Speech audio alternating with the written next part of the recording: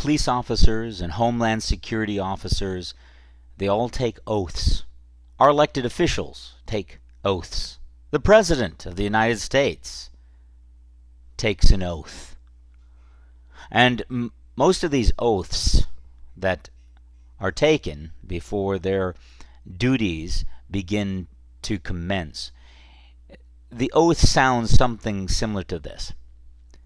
I do solemnly swear or affirm that I will support and defend the Constitution of the United States against all enemies, foreign and domestic, that I will bear true faith and allegiance to the same, that I will take this obligation freely without any mental reservation or purpose of evasion, and that I will faithfully discharge my duties of the office for which I am about to enter.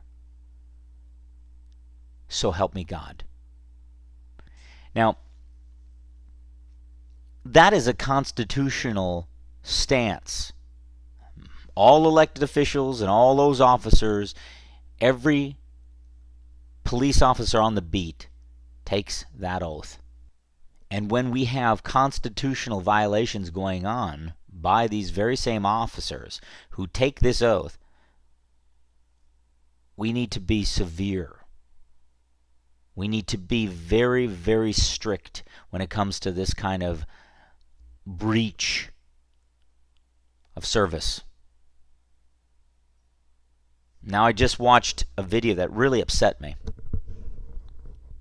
A video by a young Christian man who was stopped at a checkpoint, and he stood his ground, and he was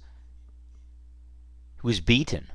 They took him out of his car forcibly and beat him and tasered him repeatedly. They stepped on his face and then shackled him like he was a terrorist. This man's story, if true, and I have no reason to doubt it, should be all over your local news. There should be a 60 minutes expose on Homeland Security and this man's ordeal. But you probably haven't heard a peep. Not a word. Well, I'm here to inform you that there is checkpoints, if you don't know what they are. There's checkpoints popping up here in America, and that these checkpoints are illegal. It's illegal to be stopped for no reason. It's illegal to have your belongings searched for no reason. Checkpoints should be at border crossings. Checkpoints should be at the border between Mexico and America, from Canada and America. That's the appropriate place to have checkpoints.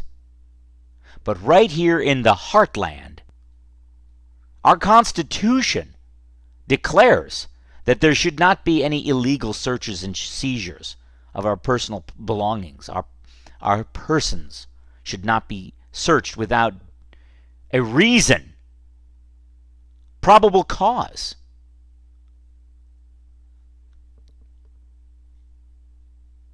I'm very upset right now. I'm very upset that this would go on in America, and yet it's been going on for years.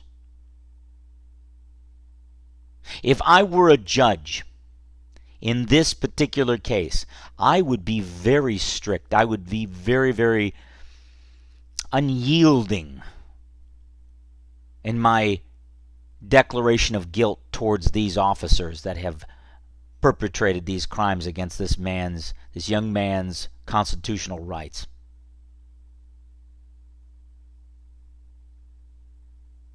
If there are terrorists in this country, they will be found out.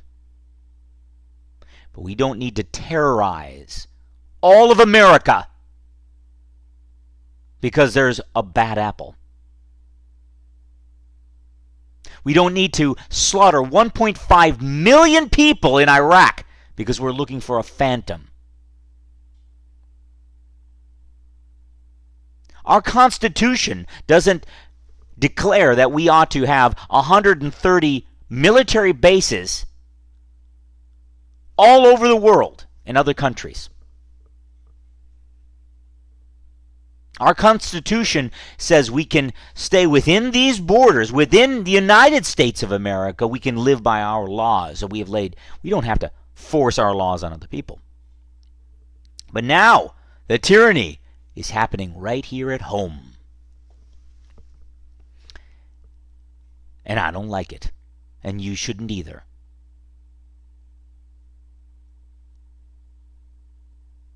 If you haven't studied out the New World Order and you don't know what that is, then you need to study that out. You need to understand what that is. We are losing our freedoms. You see, when Bush came into office, 9/11 happened.